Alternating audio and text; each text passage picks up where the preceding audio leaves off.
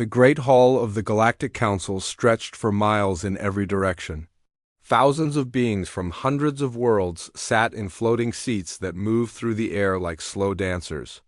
The walls were made of crystal that showed the stars. Beyond, and the ceiling disappeared into darkness above, Counselor Veltar stood at the center of it all. His blue skin shimmered under the lights and his 4 arms moved as he spoke. He was old, even by his people's standards, and he had seen many things in his long life. Today he was angry. "Look at what they have done," Veltar said, his voice carrying to every corner of the hall. 300 years we have watched over the humans. 300 years we have protected them, guided them, given them homes among the stars. And how do they repay us? He waved one of his arms, and images appeared in the air above him, ships flying too fast, weapons that burned too bright, humans in white coats working on things that glowed with strange energy. They break our laws. Veltar continued. They ask questions that should not be asked. They build things that should not be built. They're like children playing with fire in a house made of wood. In the accused section, Admiral Kim Tae-ho stood with his hands behind. His dark eyes watched Veltar without fear. Next to him, Dr. Park Min-seo held a datapad with shaking fingers. She was younger than the Admiral, but her hair was already turning gray from years of work in dangerous labs. "The humans consume too much," another counselor said. This one was tall and thin, with skin like green glass. "They eat more food than 3 other species combined. They need more air, more water, more space. They are hungry for everything. They are also curious about everything," added a third counselor. This being looked like a giant bird made of metal. "They ask why the quantum gates work the way they do. They want to know what happens inside a black hole. They study things that are forbidden for good reasons." Admiral Kim Tae-ho stepped forward. "May I speak?" The hall fell silent. Veltar nodded once. "You say we consume too much," Kim Tae-ho said. His voice was calm and strong. "But who built the new water systems on Kepler Station? Who found the cure for red fever that was killing the Centauri children? Who stopped the reactor breach on Mining Platform 7? "That is not the point," Veltar replied. "You do these things, yes. But you also do dangerous things. Dr. Park Min-seo, show us what you were working on when we stopped you." Dr. Park Min-seo looked up from her datapad. Her voice was quiet when she spoke. "I was studying quantum tunneling effects in dark matter. The energy reading suggested we could travel faster than anyone thought possible. Dangerous." Veltar shouted. "You were playing with forces that could tear apart space itself. What if you had failed? What if your experiments had destroyed a star system? What if they had opened a hole between dimensions?" "But they didn't," Dr. Park Min-seo said. "My calculations were correct. The safety measures worked. We could have helped people travel to distant worlds in days instead of years." "Could have," Veltar repeated. "Those are the most dangerous words in any language. The humans are always saying could have and what if and why not try. They cannot leave well enough alone." Captain Lee So-young sat in the human observer section. She was not on trial, but she had come to support her friends. She watched the faces of the other counselors. Some looked angry like Veltar. Others looked sad or worried. A few looked like they were thinking hard about something. "The humans have been good citizens," said a counselor who looked like a walking tree. "They follow most of our laws. They pay their taxes. They help in times of crisis." "Most is not enough," Veltar said. "They break the important laws. The laws about dangerous research. The laws about questioning authority. The laws about accepting the way things are." He turned to face the entire assembly. "The humans came to us as primitives who had barely learned to leave their own world. We took them in. We gave them technology. We taught them to live among the stars. We protected them from enemies they could not fight alone. And now?" He spread all 4 of his arms wide. "Now they think they know better than us. They want to change things that have worked for thousands of years. They want to explore places that should be left alone. They want to build weapons that could destroy us all." "Those are not weapons," Admiral Kim Tae-ho said. They are tools for exploration and discovery. The difference is often small, Valtar replied. A tool that can move a mountain can also destroy a city. A device that can open doorways through space can also let in things that should stay outside. The debate went on for hours. Some counselors spoke in favor of humanity. They talked about human doctors who had saved alien lives, human engineers who had built impossible things, human soldiers who had died protecting worlds that were not their own, but more counselors spoke against humanity. They talked about the fear that humans brought with them wherever they went. The fear of change. The fear of questions that had no good answers. The fear of a species that never seemed to accept limits. They are children with the power of gods, one counselor said, and children should not have such power. They are explorers in a universe full of locked doors, said another, and some doors should never be opened. Captain Lee So-young watched Admiral Kim Tae-ho's face as the votes were counted. He looked tired but not surprised.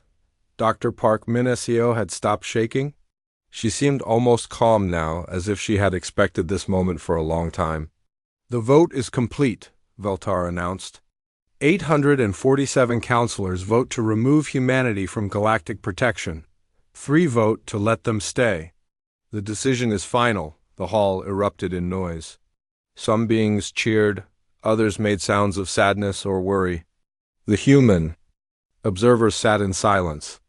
All human colonies have 90 days to leave council space, Valtar continued. After that time, any humans found in our territory will be considered invaders. Ships will be destroyed. Settlements will be disbanded. There will be no exceptions. Admiral Kim Tae-ho nodded once. We understand. Do you? Valtar asked. Do. You understand what this means? You are being sent into the dark between galaxies. There are no worlds there that can support life. No resources to mine, no friends to help you. You will be alone in the void. We have been alone before, Admiral Kim Tae-ho said. We were alone when we learned to make fire. We were alone when we reached for the stars. We were alone when we first met you, and you decided to take care of us whether we wanted it or not. He looked around the great hall one last time. Maybe it is time for us to be alone again.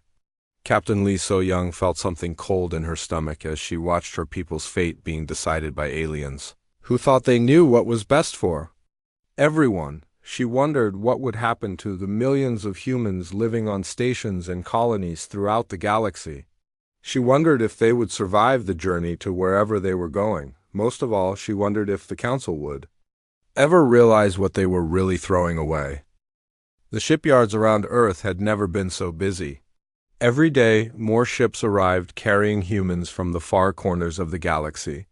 Colony ships, cargo vessels, mining platforms, research stations, anything that could fly was being converted to carry people and supplies into the unknown. Engineer Choi Dong-min stood on the observation deck of Orbital Station 3, watching the chaos below. Ships were being welded together to make them bigger.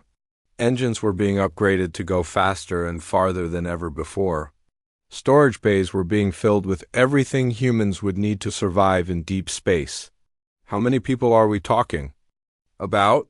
Asked Commander Park Jin-woo, Dong-min's assistant.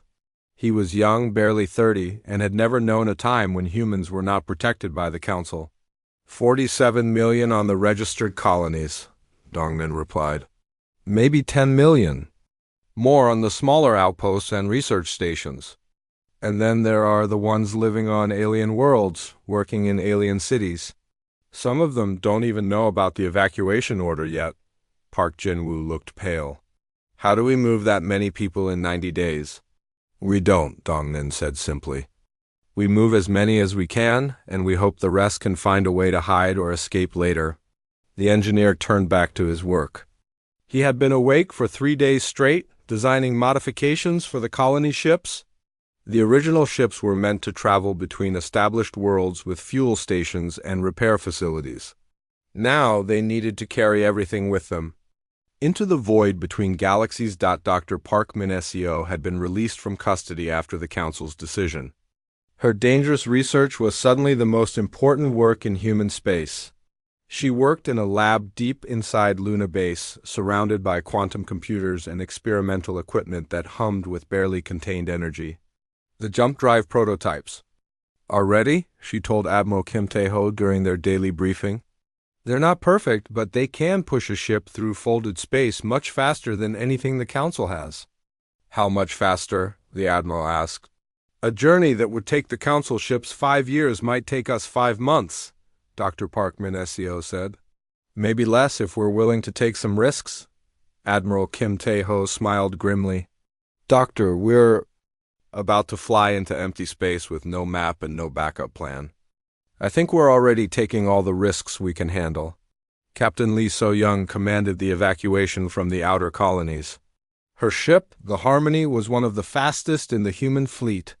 She could reach the distant outposts and bring back refugees while the bigger ships prepared for the long journey ahead on Mining Colony 17. She found 2,000 humans who had been living underground for 50 years, digging rare metals out of an asteroid. They had built a whole city in the tunnels with parks and schools and markets. Now they had to abandon everything and trust that the evacuation fleet could keep them alive. What about our homes? Asked an old miner named Kim Bio-ram. His hands was scarred from decades of working with heavy machinery. What about everything we built here? We'll build new homes, Captain Lee So-young told him. Better homes, homes that no one can take away from us. But privately, she wasn't sure. The space between galaxies was almost empty.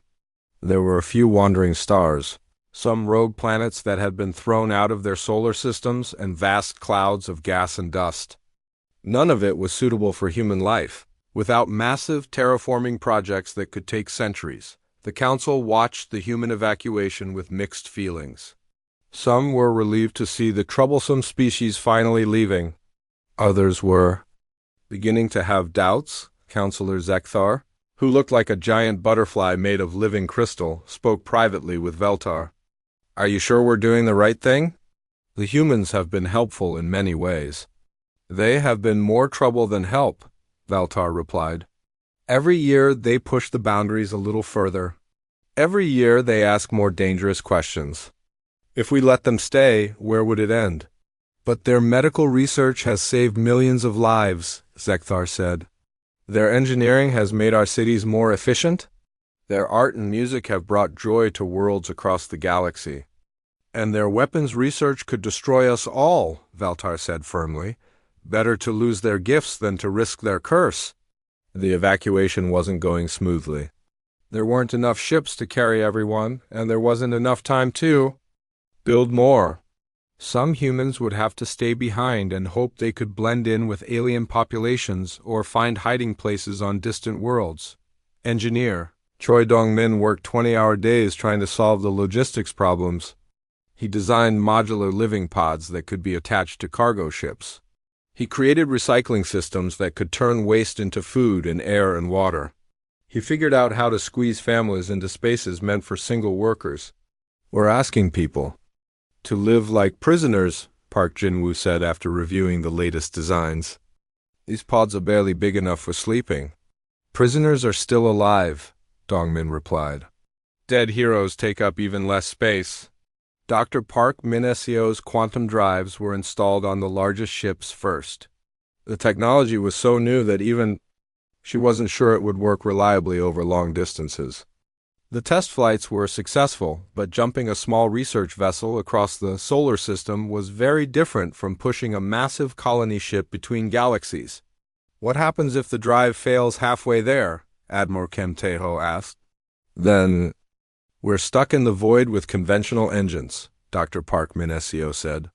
It would take us thousands of years to reach anywhere interesting, but it's still better than staying here and being hunted down. The human fleet began to form up in deep space beyond the orbit of Pluto, hundreds of ships of every size and shape, all loaded with people and supplies and hope. The largest vessels were the colony ships, each one carrying 50,000 people in cramped but livable conditions. Smaller ships carried specialists and equipment. Military vessels provided protection against pirates and hostile aliens. Captain Lee So-young brought the last refugees from the outer colonies.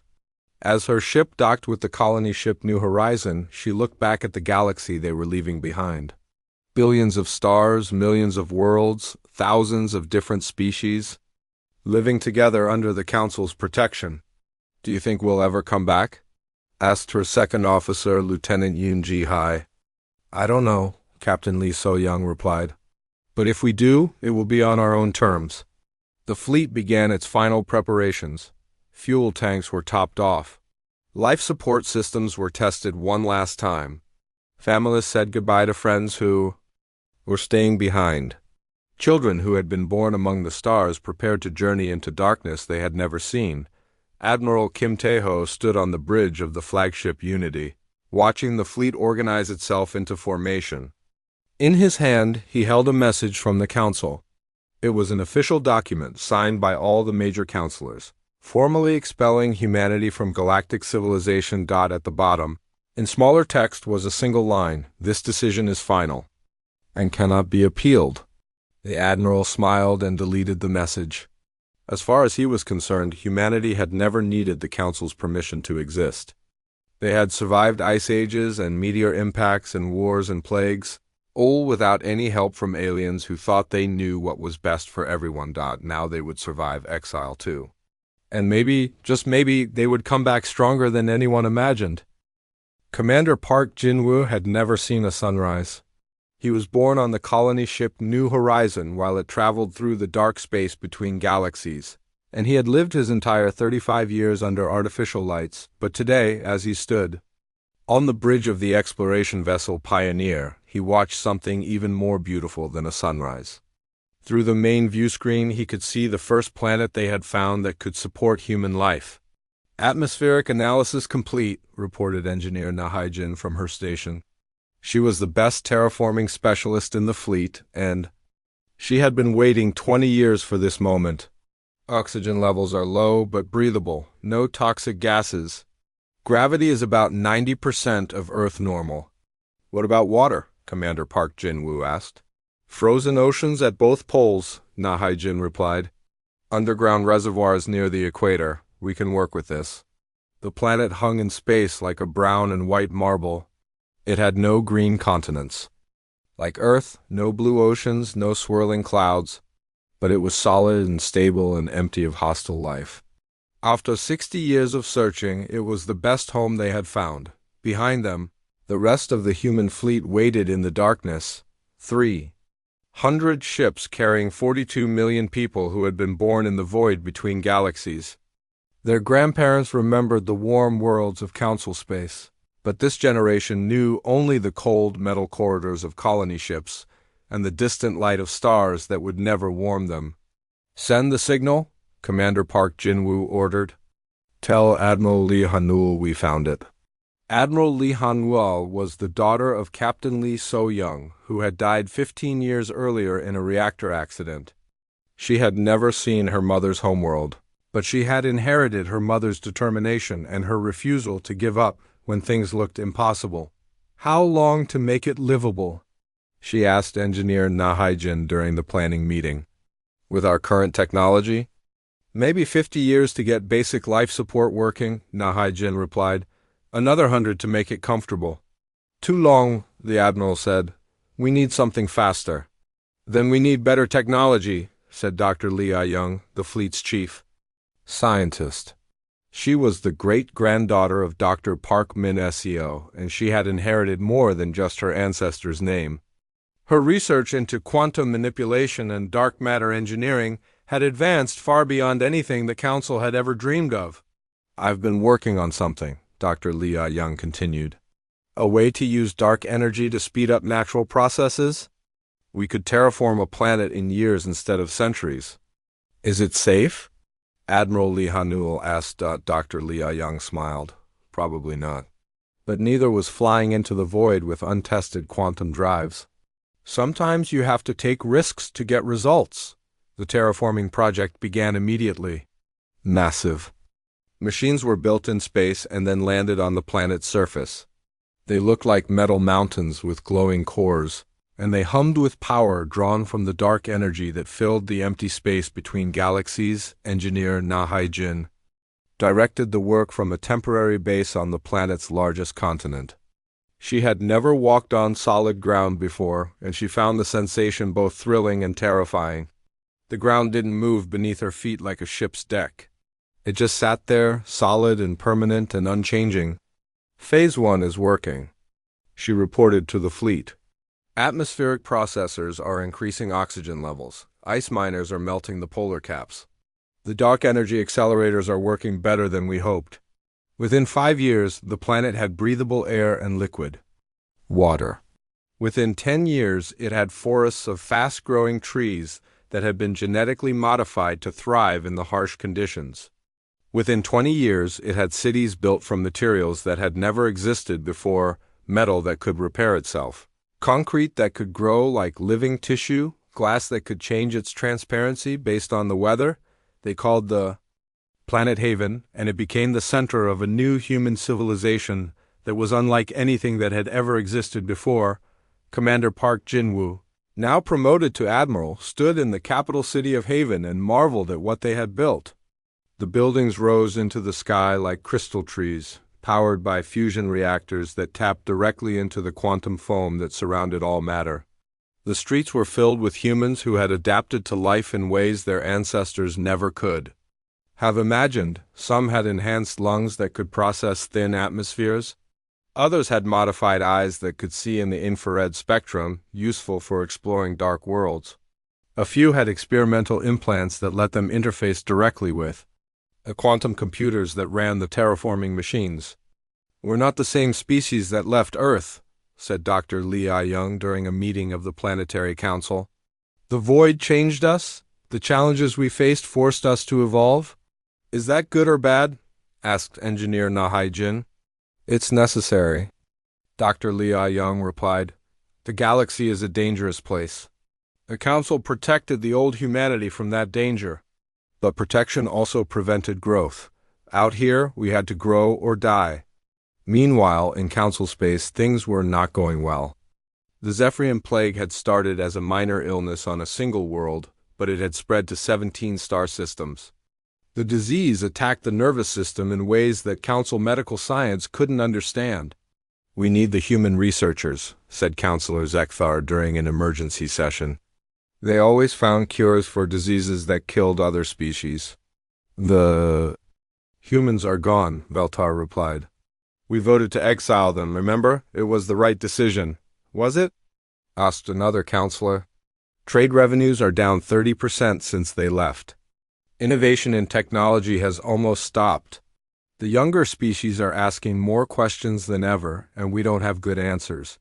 Veltar looked older than he had 20 years ago. His blue skin had faded to a dull gray, and his forearms moved more slowly than they used to. "The humans were a disruption to galactic order. Without them, we have peace and stability." "We have stagnation," Zekthar said. "Nothing changes, nothing improves. We're slowly falling behind in every field of knowledge." But Veltar would not admit that the Council had made a mistake. He had built his political career on the idea that stability was more important than progress, that safety was more valuable than discovery. To admit that the humans had been beneficial would be to admit that his entire philosophy was wrong. Far beyond the galaxy's edge, Admiral Lee Han-nul stood on the observation deck of the new orbital station that circled Haven. Through the reinforced windows, she could see dozens of other worlds that humanity had found and settled.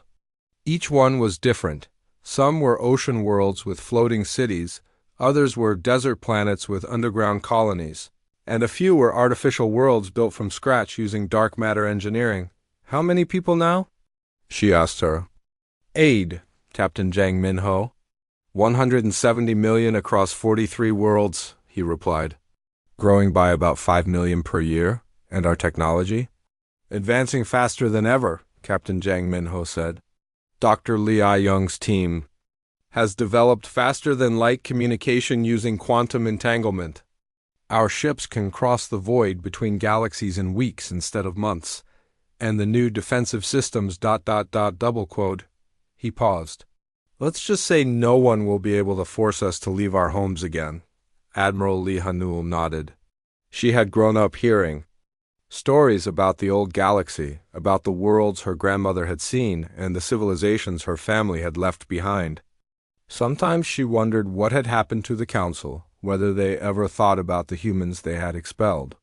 "Do you think they know what we've become?" she asked. Captain Jang Minho looked out at the stars. "I don't think they want to know. It would be too painful to admit they were wrong. But they would find out soon enough." Deep space monitors in Council territory had begun detecting strange energy signatures from beyond the galactic rim, ships that moved too fast, signals that used impossible physics, signs that something was moving in the darkness between galaxies, something that was coming home. The plague had a name now, Zephyrian death. It started with headaches and blurred vision, then moved on to paralysis and finally complete nervous system failure. Victims died within weeks, and there was no cure. Dr. Colthan was the Council's best medical researcher, a centauri with 6 arms and a brain the size of a watermelon. He had studied the plague for 3 years and was no closer to understanding it than when he started. "The virus doesn't behave like anything we've seen before," he told the Emergency Medical Council. "It changes its structure every time we think we understand it. It's almost like it's learning from our attempts to stop it." "How many dead?" asked Counselor Veltar. His voice was tired. The plague had been spreading for 5 years now, and it showed no signs of slowing down. 2 billion across 17 systems, Dr. Colthan replied. "The death rate is increasing exponentially. At this rate, we could lose entire worlds within the decade." Counselor Zekthar fluttered her crystal wings nervously. "What about the research archives? Didn't the humans leave behind any medical data that might help?" "We destroyed most of their research after they left," Veltar said. "It was considered too dangerous to keep." "All of it?" Zekthar asked. "The weapon designs, yes. The dangerous physics experiments, yes. But some of the medical files might still exist in the deep archives." Dr. Colthan had spent months searching through the old human research files. Most of it was incomprehensible. Humans had used mathematical models that seemed to have no basis in established science. Their approach to medicine was chaotic and unpredictable, trying dozens of different treatments at once instead of following proper testing protocols, but they had also solved problems that no one else could solve. "Look at this," Dr. Colthan said, displaying a holographic file. "The Rigel fever epidemic from 40 years ago. The humans developed a cure in 6 months. It took our best researchers 2 years just to understand how their cure worked." "They were reckless," Veltar said. "They tested experimental treatments on living patients. They broke every safety protocol we had." "And they saved 3 million lives," Zekthar replied. "Lives that would have been lost if we had waited for proper testing." The economic problems were getting worse too. Trade between star systems had slowed to a crawl. The shipping routes that had been efficient for centuries were now clogged with bureaucratic delays and red tape. Administrator Yexmal was in charge of interstellar commerce for the Council. He was a Vorthan, a species that looked like walking calculators with organic components. His people were natural accountants and economists, and they had helped design the galactic trade system. "Productivity is down across all sectors," he reported to the Council. "Manufacturing, agriculture, mining, research, everything is operating at 60% of capacity compared to 50 years ago." "Why?" asked Counselor Telver, an axiom with silver skin and no visible eyes. "Innovation has stopped," Administrator Yexmal said simply. "No one is developing new technologies. No one is finding more efficient ways to do things. The humans used to drive most of our technological advancement, and now they're gone." "We have other researchers," Veltar said. "Other species with scientific curiosity." "Yes, but they follow the rules," Administrator Yexmal replied. "They get approval before trying new things. They test everything for safety before implementation. They don't take the kind of risks that lead to breakthrough discoveries." "Good," Veltar said. "Reckless experimentation is what got the humans expelled in the first place." But privately, some council members were beginning to wonder if being too careful was just as dangerous as being too reckless. Captain Yoon Ji-hai commanded the Council Defense Force patrol ship Vigilant. She was one of the few humans who had stayed behind when the Exodus began, having married a Centauri engineer and built a life in Council space. The authorities had allowed her to remain because of her marriage and her service record, but she was watched carefully. Now she was patrolling the outer rim of the galaxy, checking for pirates and hostile aliens. It was routine work, boring and predictable, until the day her sensors picked up something impossible. "Captain," her navigator called out, "I'm reading energy signatures at the edge of sensor range. Distance approximately 1 light year. What kind of signatures?" Captain Yoon. Ji-hai asked. "Unknown configuration. The power output is ... substantial, much higher than anything in our databases." Captain Yoon Ji-hai frowned. There wasn't supposed to be anything in that direction except empty space.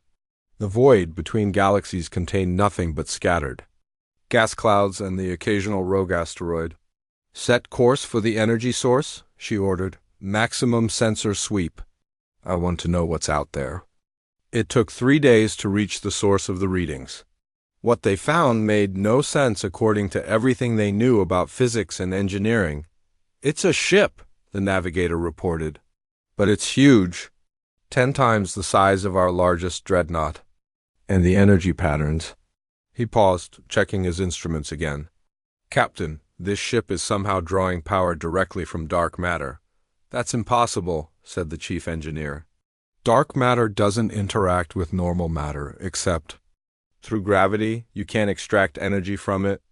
"Tell that to whoever built this ship," the navigator replied. Captain Yoon Ji-hai stared at the image on the main screen. The vessel was like nothing she had ever seen, sleek and organic-looking, as if it had been grown rather than built. Its hull seemed to shift and flow like liquid metal, and it left a trail of distorted space-time in its wake.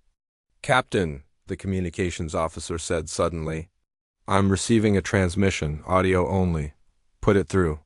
The voice that came through the speakers was human, but it had an accent that Captain Yoon Ji-hai didn't recognize. "Council vessel. Vigilant, this is Commander Song Kyung-ho of the Human Exploration Fleet. Permission to come aboard?" Captain Yoon Ji-hai felt her heart stop. She had not heard a human voice other than her own in decades. You're human?" "Last time I checked," Commander Song Kyung-ho replied with what sounded like amusement. "Though we've changed quite a bit since we left. May I transport over?" "I have a message for the Council." The transporter technology was unlike anything Captain Yoon Ji-hai had seen. Commander Song Kyung-ho simply materialized on the bridge in a shimmer of blue light. With no transporter pad or receiving equipment needed, he looked human, but there were differences. His eyes seemed to glow with their own inner light, and his movements were too fluid, too precise. When he spoke, his words seemed to carry harmonics that resonated in ways that should have been impossible. "Hello, Captain," he said. "It's good to see a familiar face even after all these years. Where did you come from?" Captain Yoon Ji-hai asked. "The Council said all humans had been expelled." "We were," Commander Song Kyung-ho said. "We went into the void between galaxies. We found new worlds, built new civilizations, developed new technologies. And now we're back." "Why?" Commander Song Kyung-ho's expression grew serious. "Because we've detected something approaching from deep space. Something that will threaten every living being in the galaxy. The Council expelled us because they thought we were dangerous. But the real danger is coming from outside, and we're the only ones who can stop it." Captain Yoon Ji-hai felt a chill run down her spine. "What kind of danger?" The kind that destroys entire galaxies," Commander Song Kyung-ho replied. "We call them the Devourers. They consume matter and energy on a scale you can't imagine. They've already destroyed 3 galaxies in the local cluster. This one is next. How do you know this?" "Because we've been fighting them for 20 years, Commander Song Kyung-ho said. "And we've learned that the only way to stop them is to work together. All species, all civilizations, united against a common threat." He looked around the bridge, taking in the familiar but primitive technology. "We tried to warn the Council before we left, but they wouldn't listen. They said our research was too dangerous, our questions too unsettling. They wanted order and stability above all else. And now, Commander Song Kyung-ho smiled sadly. Now? They're going to learn that sometimes the only way to preserve order is to embrace chaos. Sometimes the only way to stay safe is to take terrible risks. Captain Yoon Ji-hai realized that everything was about to change. The humans had returned, but they were no longer the same species that had been expelled 50 years ago. They had become something new, something powerful, something that might be the galaxy's only hope for survival or its final destruction. The Great Hall of the Galactic Council had not seen such chaos in 1,000 years. Counselors were shouting at each other in dozens of different languages. Some were demanding answers, others were calling for military action, and a few were simply staring in shock at the massive holographic display that showed the human fleet. 300 ships hung in space just beyond the galactic rim. They were beautiful and terrible, built from materials that bent light and cast shadows that moved independently of their sources. The largest vessels were the size of small moons, and they hummed with power that made the Council's best dreadnoughts look like children's toys. "How many of them are there?" asked Counselor Telver. "Sensors indicate approximately 15 million. "Humans aboard the fleet," replied Admiral Zorkith, the Council's military commander. "But these readings are unusual. The ships seem to be bigger on the inside than the outside." "That's impossible," Veltar said. "So is drawing power from dark matter," Admiral Zorkith replied. "So is traveling between galaxies in a matter of weeks. It appears the humans have developed technologies we don't understand." Dr. Colton stepped forward. "Counselors, I've received a message from one of the human ships. They're offering medical assistance for the Zephyrian plague." "What kind of assistance?" asked Counselor Zekthar.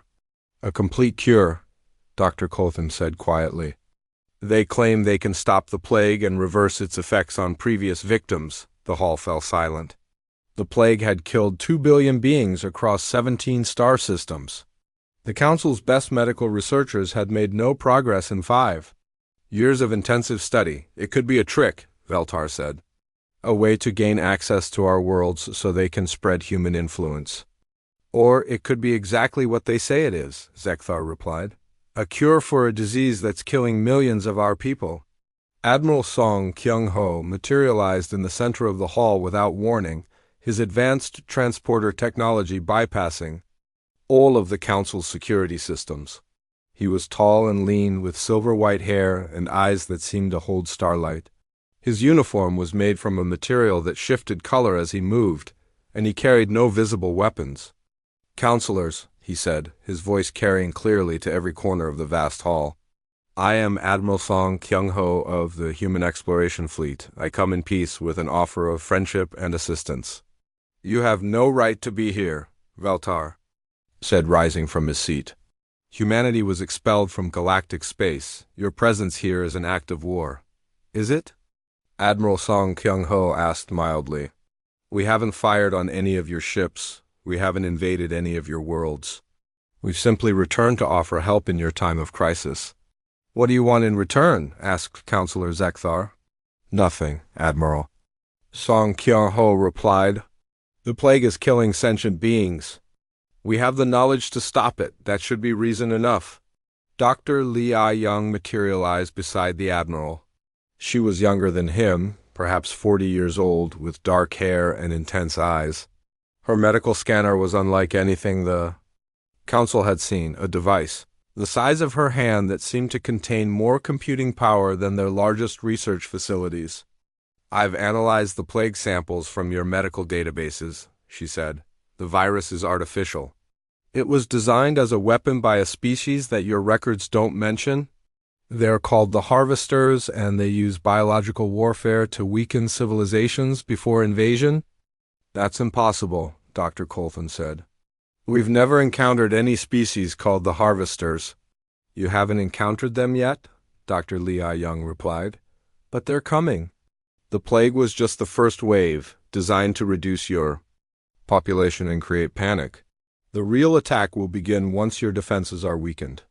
Admiral Song Kyung-ho activated a holographic projector that showed the local galaxy cluster. Red dots marked the positions of dead civilizations, while yellow dots showed those currently under attack. 17 galaxies have fallen to the harvesters in the past 1,000 years, he said. They follow the same pattern every time. First, they seed target worlds with biological weapons. Then they wait for the plague to do its work. Finally, they arrive with their harvest fleets to collect the resources from the dying worlds. Why should we believe you? Veltar demanded. Because we've been fighting them for 50 years, Admiral Song Kyung-ho replied. Ever since we established our first colonies in the void. They attacked us thinking we would be easy prey. They were wrong.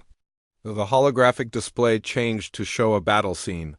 Human ships, sleek and deadly, engaged massive alien vessels that looked like mechanical spiders the size of cities. The space around them was filled with energy weapons that turned matter into pure light. We learned to fight them, Admiral Song Kyung-ho continued. But we also learned that they're too powerful for any single species to defeat alone. That's why we've come back. Not for revenge, not for conquest, but because this galaxy needs to be defended. Counselor Zekthar leaned forward. You said you have a cure for the plague? Dr. Li Young nodded. The virus is complex, but it has a weakness. It's designed to affect the nervous systems of established galactic species, but it can't adapt to unexpected genetic modifications. A simple treatment can make any being immune to its effects. What kind of treatment? Dr. Colton asked. Temporary. Genetic modification using quantum-level adjustments to DNA structure, Dr. Li Young said. The changes last about 6 months, long enough for the immune system to develop permanent resistance. Dr. Colton looked confused. Quantum-level genetic modification? That's not possible with current technology. It's not possible with your current technology, Dr. Li Young corrected gently. We've had 60 years to develop new approaches to medicine and biology. We've had to in order to survive in environments your species could never imagine. She held up her medical scanner. This device can analyze and modify genetic structures at the subatomic level. It can cure diseases that don't even exist yet. It can repair damage to organs and tissues that your doctors would consider irreversible. Prove it. Veltar said. Dr. Li Young looked around the hall until she spotted a counselor who was obviously ill. Counselor Vestan of the Meridian Collective was suffering from advanced Zephyrian plague. His tentacles were gray and lifeless. His eyes were clouded with pain, and he could barely sit upright in his floating chair. May I? She asked. Counselor Vestan nodded weakly. Dr. Li Young approached his chair and activated her scanner. Blue light washed over the dying alien, and his body began to change. The gray color faded from his tentacles, his eyes cleared, and he sat up straighter. How do you feel? Dr. Li Young asked. Counselor Vestan moved his tentacles experimentally. Better than I have in months. The pain is gone. I can think clearly again. The genetic modifications will take full effect within 24 hours, Dr. Li Young said. After that, you'll be completely immune to the plague. The hall erupted in excited chatter. If the humans could cure the plague that had killed billions, then perhaps they really were offering genuine help. What about the harvesters? Asked Admiral Zorkith. When will they arrive? Admiral Song Kyung-ho's expression grew grim. Our deep space scouts detected their advance fleet 6 months ago. They're moving slowly, probably waiting for the plague to finish its work, but they'll be here within 5 years. 5 years to prepare for an invasion? Admiral Zorkith said. That's not much time. It's enough, Admiral Song Kyung-ho replied. If we work together. If we combine human technology with council resources and organization. If we can put aside old grievances and focus on survival. He looked directly at Veltar. Counselor, I know you don't trust us. I know you think we're dangerous. But right now, we're the only chance this galaxy has. Veltar was silent for a long moment. Around him, other counselors were whispering among themselves, debating the risks and benefits of accepting human help. Finally, Counselor Zekthar spoke. What do you need from us? Permission to establish medical stations on the plague worlds, Dr. Li Young said. We can have the outbreak contained within 6 months if we're allowed to work freely. And for the invasion? Admiral Zorkith asked. Joint defense planning, Admiral Song Kyung-ho said. Shared technology development, combined fleet operations, and most importantly, unified command structure. The harvesters are good at exploiting divisions between allied species. You want us to put our military forces under human command? Veltar asked. I want us to put our forces under the command of whoever can best use them to defend this galaxy, Admiral Song Kyung-ho replied. If that's a human, fine. If it's a Centauri or an Axiom or a Vorthan, that's fine too. Species doesn't matter, when extinction is the alternative. The debate continued for hours, but the outcome was inevitable. The plague was killing billions, and the humans had a cure. An alien invasion was coming, and the humans had experience fighting the invaders. Pride was a luxury the galaxy could no longer afford. Engineer Kim Won-sik stood on the surface of Kepler 442b, watching machines the size of mountains reshape an entire continent. The planet had been dead for millions of years. No atmosphere, no water, no life. In 6 months, it would be a garden world with breathable air and flowing rivers. Atmospheric pressure is now at 60% of standard, reported his assistant, Dr. Shin Yu-jin. She was a physicist who specialized in quantum mechanics, and her work had made the impossible. Terraforming project possible. Oxygen levels are rising faster than predicted. The trees are growing well, Kim Won-sik observed. The genetically modified plants look like earth willows, but they grew 100 times faster and could survive in almost any environment. They were already spreading across the barren landscape, their roots breaking down rock and soil to create fertile ground. A council observation team watched from a safe distance. The alien scientists were trying to understand how the human terraforming technology worked, but their instruments couldn't detect the dark energy manipulations that made it all possible. This should take centuries, muttered Dr. Colthan, the Centauri medical researcher who had become the Council's liaison to the human teams. Planetary engineering projects are supposed to be gradual, carefully planned operations that take generations to complete. Human engineers don't think that way, explained Commander Park Jin-woo, who was overseeing the terraforming project. We ask what's the fastest way to get results, rather than what's the safest way to avoid problems. But what if something goes wrong? Dr. Colthan asked. What if your accelerated processes cause ecological collapse or atmospheric instability? Commander, Park Jin-woo smiled. Then we fix it. That's what humans do. We solve problems as they arise instead of trying to prevent every possible problem in advance. The terraforming demonstration was just one of many ways humans were showing the Council what they had learned during their exile. Medical stations had been established on every plague world, and Dr. Li Young's cure was working exactly as promised. Within 3 months, the Zephyrian plague had been completely eliminated from 17 star systems, but the real revelations came when the Council scientists got their first look at human technology. Dr. Shin Yu-jin gave a presentation to the Council Academy of Sciences that changed everything they thought they knew about physics. Dark matter isn't empty space, she explained to an audience of the galaxy's most brilliant researchers. It's a parallel dimension that exists alongside our normal universe. The two dimensions interact through quantum entanglement at the subatomic level. That's impossible, interrupted Professor Kelder, a Vorthan physicist who had spent his entire career studying dark matter. Dark matter has no electromagnetic properties. It can't be manipulated or harvested for energy. Dr. Shin Yu-jin activated a small device that looked like a crystalline flower. The air around it began to shimmer, and instruments throughout the auditorium registered impossible energy readings. This device creates a controlled breach between dimensions, she said. It allows us to tap into the dark matter dimension and extract energy directly from the quantum foam that fills it. The power output is ... Professor Kelder checked his instruments again. This can't be right. You're generating more energy than a fusion reactor in a device the size of my hand. Dark matter contains approximately 5 times more energy than normal matter, Dr. Shin Yujin replied.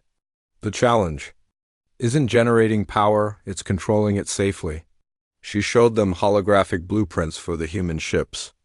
The hulls were made from smart materials that could repair themselves and adapt to different environments. The engines used controlled dark matter reactions that could push a ship faster than light without entering hyperspace. The computers used quantum processors that existed partially in both dimensions at once. Your entire technological base is built on principles we don't understand, Professor Kelder said quietly. You could understand them, Dr. Shin Yujin replied. But it would require abandoning most of your current assumptions about how the universe works. Meanwhile, Admiral Song Kyung-ho was meeting with the Council's military leaders to discuss defense preparations. The harvesters will arrive with approximately 10,000 ships, he told Admiral Zorkith and the other commanders. Each ship is roughly the size of your largest dreadnoughts, but much more heavily armed. 10,000 ships? Admiral Zorkith looked pale. The entire Council Defense Force has fewer than 5,000 vessels. Numbers aren't everything, Admiral Song Kyung-ho said. The harvesters rely on overwhelming firepower and psychological warfare. They expect their enemies to panic when faced with superior numbers. And if we don't panic, then we can win. But only if we work together and use every advantage we have. Admiral Song Kyung-ho showed them tactical recordings from the human war against the harvesters.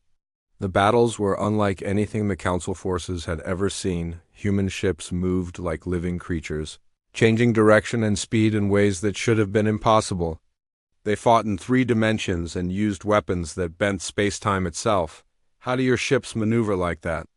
Asked General Yexkal of the Axiom Empire. Inertial dampening fields, Admiral Song Kyung-ho replied.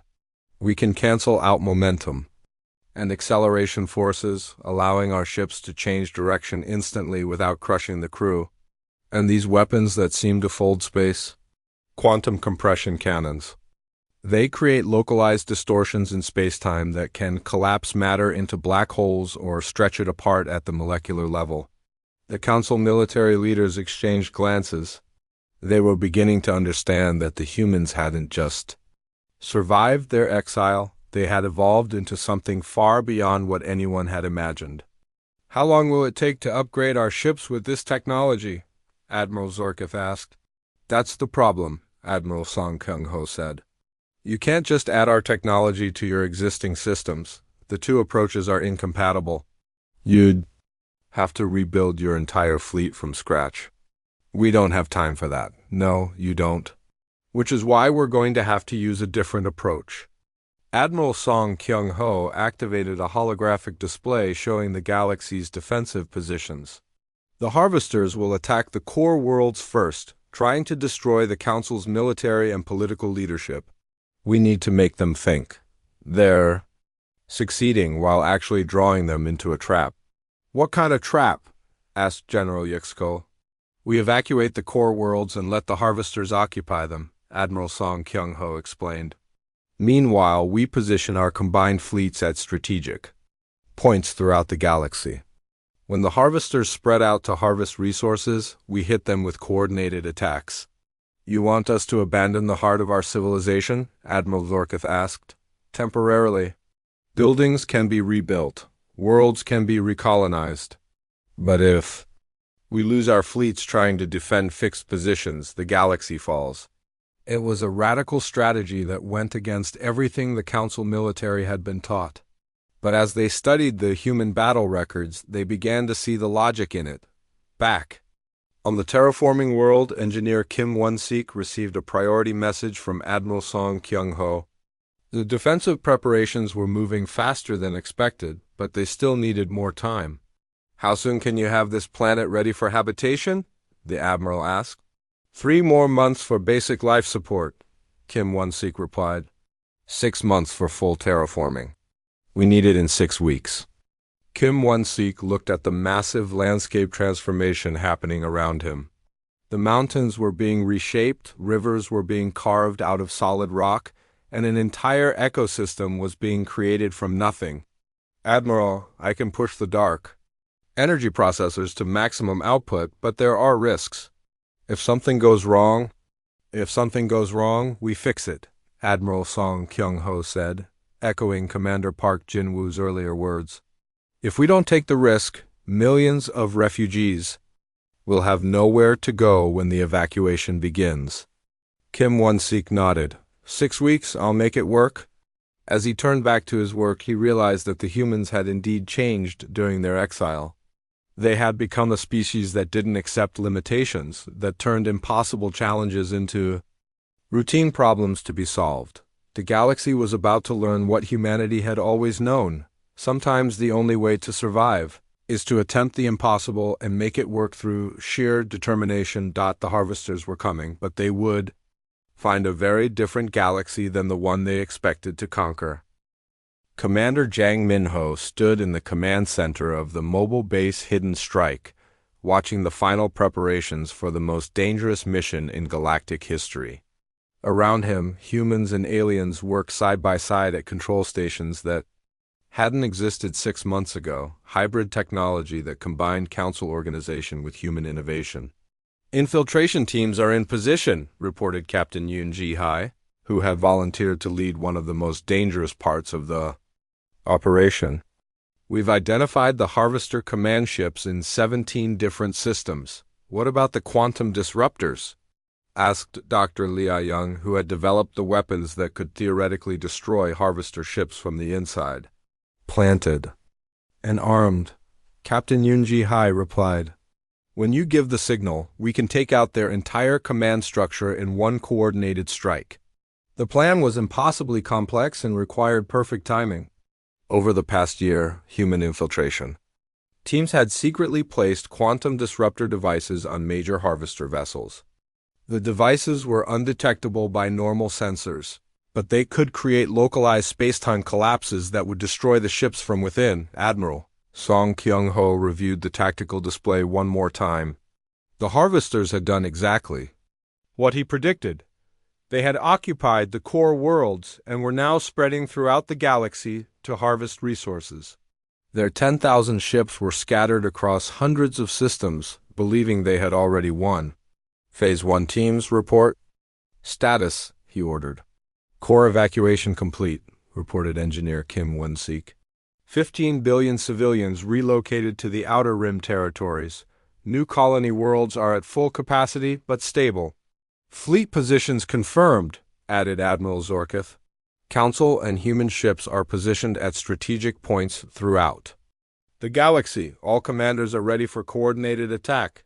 Intelligence teams ready, said Commander Park Jin-woo. We've confirmed the identity of the Harvester's Supreme Commander. The target is aboard the flagship in the Centauri system. Admiral Song Kyung-ho took a deep breath. Everything they had worked for came down to the next few hours. If the plan succeeded, the galaxy would be saved. If it failed, every sentient species would face extinction. All teams execute Phase 1, authorization code Phoenix Rising. Across the galaxy, the largest military operation in history began. Captain Yoon Ji-hai activated the quantum disruptor aboard the Harvester command ship Terror of Worlds. The device was smaller than her fist, but it contained enough compressed dark matter to collapse a small moon. She had exactly 30 seconds to escape before it activated. The Harvester ship was like a nightmare made of metal and bone. The corridors were too hot for most species, filled with toxic gases that would kill an unprotected human in minutes. But Captain Yoon Ji-hai wore an environmental suit that used human biotechnology to filter the air and regulate her body temperature. She ran through passages that resembled the inside of a giant insect, past chambers where Harvester drones worked to process the resources they had stolen from conquered worlds. The creatures were 12 feet tall with 6 arms and exoskeletons that could deflect most energy weapons. But they had never encountered human stealth technology. Disruptor armed, she whispered into her communicator. 15 seconds to activation. She reached an escape pod just as the quantum disruptor activated. The explosion was silent but devastating. The Harvester command ship simply folded in on itself and disappeared, taking 3,000 enemy soldiers with it. Similar scenes played out across the galaxy as human infiltration teams destroyed 17 major Harvester vessels in the span of 10 minutes, but the real battle was just beginning. Admiral Song Kyung-ho watched the tactical display as thousands of red dots Harvester ships began moving toward the positions where the command vessels had been destroyed. The enemy was confused and angry, exactly as he had hoped. Phase 2, execute, he ordered. The combined human council fleet dropped out of hyperspace at predetermined coordinates throughout the galaxy. What followed was the largest space battle in recorded history. Dr. Shin Yujin's quantum compression weapons proved devastatingly effective against Harvester ships. The enemy vessels were heavily armored, but their defenses were designed to stop conventional energy weapons and kinetic projectiles. They had no protection against weapons that could fold spacetime itself. Target the propulsion systems first, Admiral Song Kyung-ho ordered. We want to trap them, not just destroy them. Engineer Kim Won-sik coordinated the technical aspects of the battle from his position aboard the flagship Unity. The human ships used their dark matter engines to dance around the slower Harvester vessels, striking with precision weapons and then disappearing before the enemy could return fire. Council ships are having trouble keeping up, he reported. Their conventional engines can't match our maneuverability. Have them focus on long-range bombardment, Admiral Song Kyung-ho replied. Use their superior numbers to create crossfire patterns while we handle close combat. The battle raged for 6 hours across dozens of star systems. Harvester ships fought with desperate fury, using weapons that could boil away planetary atmospheres and turn space stations into expanding clouds of plasma. But they were fighting an enemy that had learned to think in ways they couldn't predict. Commander Jang Minho led a squadron of human fighters in an attack on a Harvester mothership the size of a small asteroid. The enemy vessel bristled with defensive weapons, but the human fighters moved in patterns that seemed to violate the laws of physics. Inertial dampeners at maximum, he ordered his pilots. We're going to thread the needle between their main guns. The fighters dove toward the mothership at impossible angles, their dark matter engines allowing them to change direction without warning. Harvester gunners tried to track them, but the human ship seemed to teleport from one position to another. Target the power core, Commander Jang Minho said. Quantum torpedoes, full spread.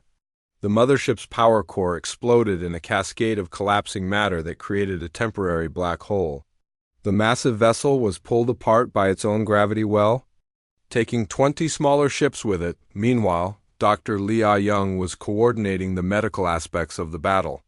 Human medical technology could keep seriously wounded soldiers fighting long past the point where they should have been incapacitated. Nanite healing systems are working better than expected, she reported.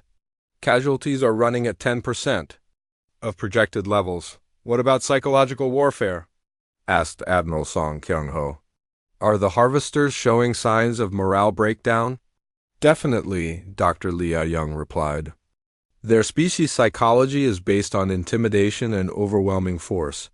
When those tactics fail, they become confused and ineffective.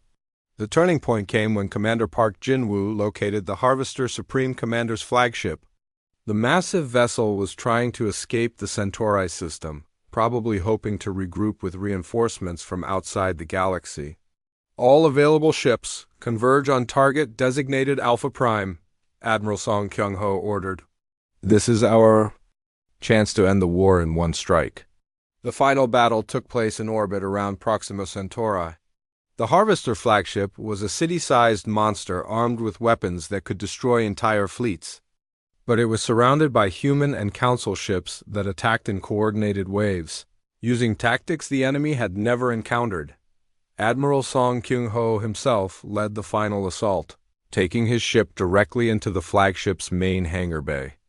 The boarding action that followed was brutal and decisive.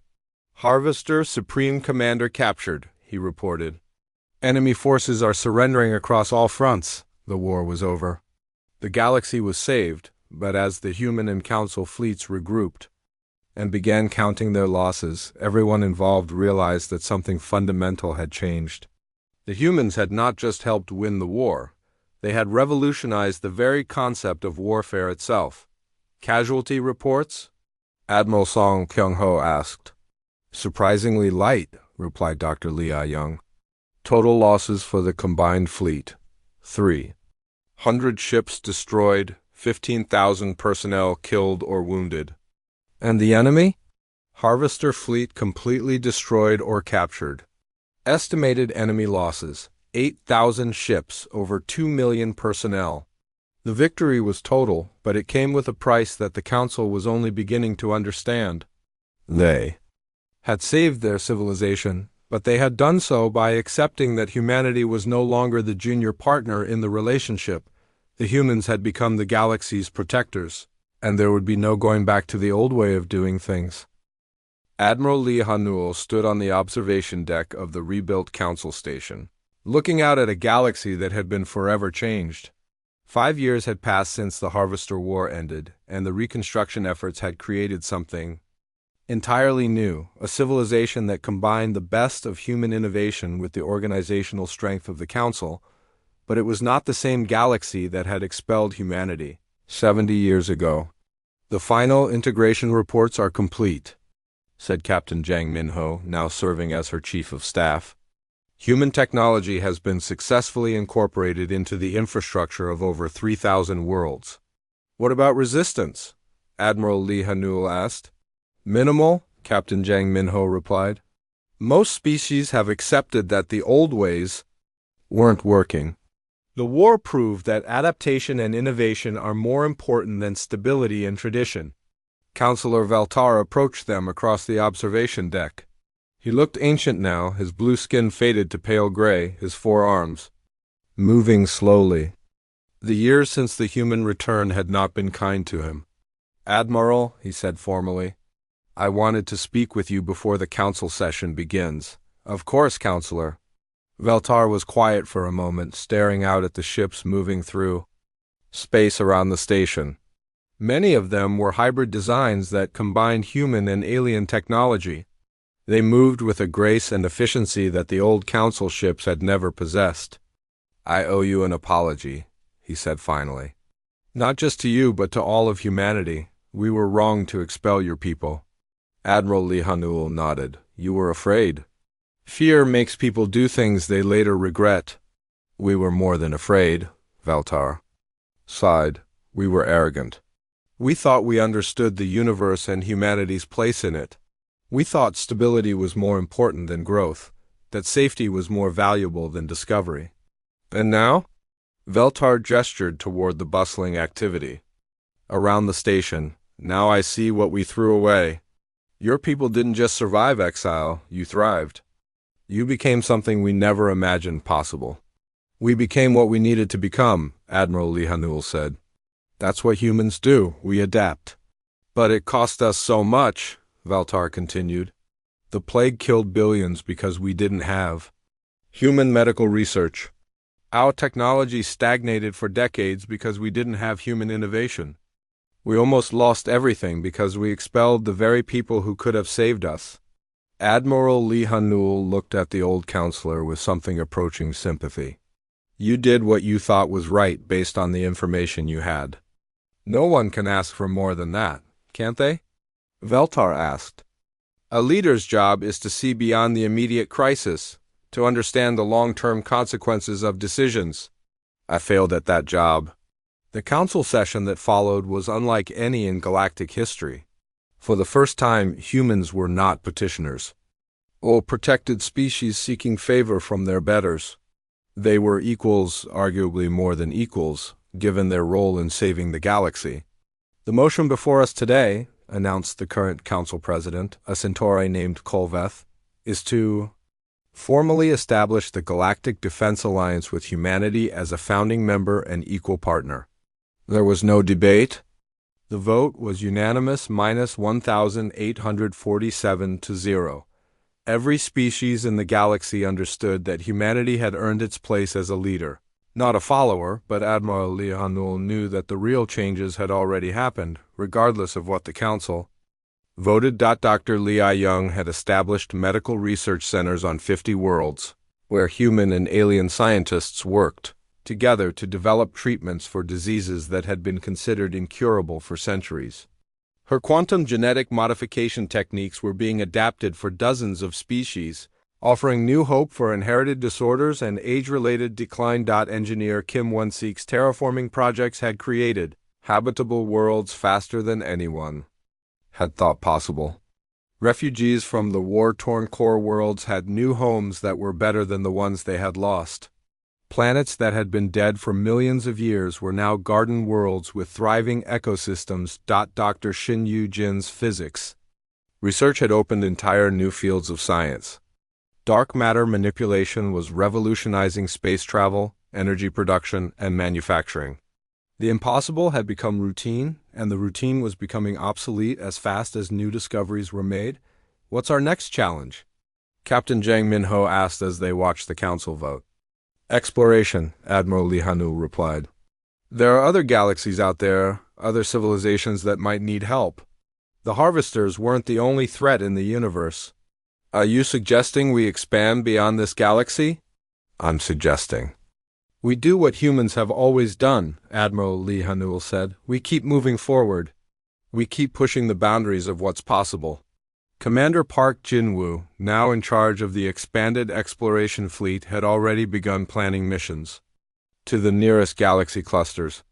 The Andromeda Galaxy was less than 3 million light-years away, a distance that would have been impossible for the old technology, but was merely challenging for human dark matter drives. We've detected artificial signals from 17 different galaxies, he reported during the next planning session. Some appear to be distress calls. Others might be attempts at first contact. Survivors from other harvester attacks? Admiral Lihanul asked. Probably. And if there are survivors, there might be other threats we haven't encountered yet.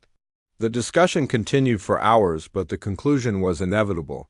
Humanity would continue to expand, to explore, to push the limits of what was possible. It was their nature. The thing that had made them both dangerous and essential. Veltar listened to the planning session from the observer's gallery. He was no longer a voting member of the council age, and the stress of recent years had forced him into retirement. But he still attended meetings, trying to understand the new reality he had helped create. Do you ever regret coming back? He asked Admiral Lihanul after the session ended. Why would I regret it? Your people could have stayed in the void between galaxies, Valtar said. You had built a new civilization there, free from council interference. You could have ignored our problems and lived in peace. Admiral Lihanul considered the question. My grandmother used to tell stories about the old galaxy, about the worlds humanity had helped before the exile. She always said that home isn't where you come from, it's where you choose to make a difference. And you chose to make a difference. Here, we chose to make a difference everywhere we could, Admiral Lihanul corrected. That's what humans do. We don't just survive, we help others survive too. Veltar nodded sadly. I spent so many years fearing what humanity might become. I never considered what the galaxy might become without you. And what did it become? Stagnant. Declining, dying, slowly but surely. Veltar looked out at the busy space lanes around the station. We thought order was more important than growth. We thought safety was more valuable than discovery. We were wrong about everything. You weren't wrong to want safety and order, Admiral Lihanul said. Those are good things. But you can't have them by avoiding risk and preventing change. You can only have them by being strong enough to handle whatever comes. As the years pass,